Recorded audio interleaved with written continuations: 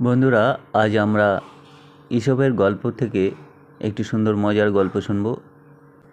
একটি লোক বাড়িতে তার এক বন্ধুকে খাবারের নিমন্ত্রণ করেছে।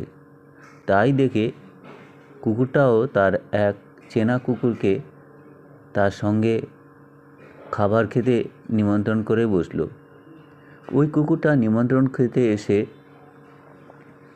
খাবারের আয়োজন দেখে মহা আনন্দে একেবারে দিশেহারা।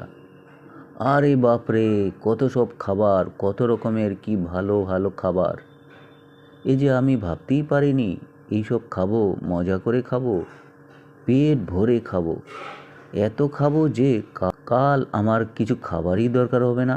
আহ, আমার বন্ধু আমায় কত ভালোবাসেন, তার বিবেচনা, তার কি দয়া! এই ভেবে কুকুরটা মহা আনন্দে ঘন ঘন তার লেজ নাড়তে লাগলো। বাড়ির বাবুর্চি তাকে এই অবস্থায় দেখা মাত্র ছুটে এসে তার পা ধরে বাইরে বের করে দিল। কুকুরটা তখন কাঁদতে লাগলো। পথে তার আরেকটা কুকুরের সঙ্গে দেখা হতেই জিজ্ঞাসা করলো, কি হে বন্ধু, ওখানে কেমন খাবার খেলে? কি আর বলো ভাই, খেয়ে আমি অবাক হয়ে গেলাম। এত খাবার হয়ে গেছে যে নেশায় আমার জ্ঞান কাণ্ড হারিয়ে ফেলেছি। কী করে যে নিমন্ত্রণ বাড়ি থেকে বের হলাম তা আমি মনে করতেই পারছি না।